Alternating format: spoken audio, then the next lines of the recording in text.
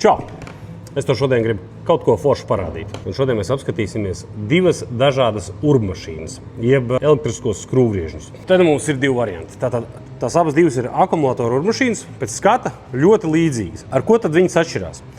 Šī skrūvmašīna ir skrūvmašīna ar pretestības sajūgu. Skrūvējot, mēs varam pieturēt to galviņu, un viņa pie kaut kāda noteiktas pretestības ieslēdzās sajūgs. Un līdz ar to viņš nedzen dziļāk skrūvi iekšā. Savukārt, šī ir trieciena skrūvmašīna. Un šī skrūvmašīna neapstāsies ne pie kā. Viņa ies, kamēr vai nu pazaudēs savu iekšējo jaudu, tik cik viņai ir, bet viņai ir ļoti daudz jaudas. Vai nolauzīs skrūvi, vai apraus skrūvi, pieņemsim, koksnē, ja mēs par koksni runājam. Šīs ir tādas būtiskās atšķirības šīm abām skrūvmašīnām. Un kā tad tas dabā izpaužās? Tad es varbūt ar piemēru parādīšu. Teiksim, mums ir divas dažādas skrūves. Vienas ir koka skrūves, un koka skrūve ir paredzēta priekš koksnes piestiprināšanas pie koksnes. Ar trieciena skrūvmašīnu tas ir diezgan sarežģīti, ja tu neesi pieredzējis skrūvētājs, ja? Jo trieciena skrūvmašīna vienkārši ņems to skrūvi un iedzen iekšā. Tā skrūve tur ir dziļi iekšā. Ja tev nevajag, lai tā skrūve ieiet dziļi iekšā, otrs variants ir šāda te sajūga skrūvmašīna. Ja? Un tad mēs skrūvējam iekšā, un viņa čaks apstājās pie pretestības. Ja? Tiklīdz galviņu nonāk līdz koksnes virsmai, tā viņa pie pretestības apstājās.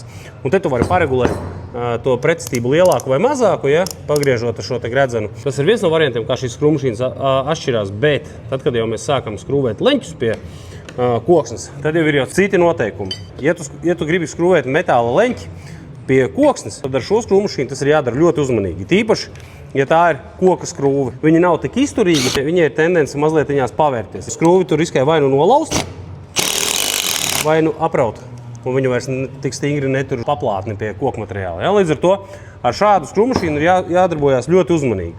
Bet ir speciāls ēnkura skrūves, kuras ir izturīgākas. Tās ir paredzētas skrūvēšanai ar šādu triecienu urbmašīnu tieši metāla leņķus pie koksnes virsmām. Ja? Un ļoti smuki viņu piedzen. Un tas, ko mēs Ralko siltumnīcās darām, mēs šo specifiku arī izmantojam. Tad, kad mēs paši braucam montēt un paši gatavojam šos te leņķus, tad mēs viņus skrūvējam ar triecienu skrūvmašīnu, bet ar speciālajām skrūvēm. Ja? Savukārt, tās siltumnīcas, kuras mēs sagatavojam priekš klientiem, priekš pašmontāžas, tad mēs leņķus skrūvējam ar sajūga urbmašīnu, ja? Un ar parastajām koku skrūvēm. Lai nebūtu tur 15 dažādas skrūvas un klientam nebūtu izpratni par to, kuru skrūvi, kurā vietā jāskrūvē. Tāpēc mēs attiecīgi skrūvējam ar koka skrūvēm klāt šos leņķus, bet ar parastajām skrūvmašīnām, lai neievērtu viņas.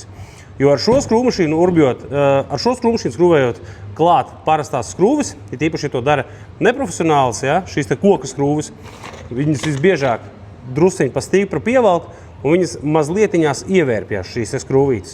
Un tad, kad viņas mazlietiņās ievērpjās, pēc tam koksnei elpojot, ja pareizāk uzņemot un atdodot mitrumu, ja, viņa izplešās un saraujās, tad šīs te galviņas ļoti bieži nolauž. Un pēc tam, kad tu skrūvē ārā, tu jūti, ka tikai galviņa iznāk ārā un pats skrūve ir palikusi iekšā.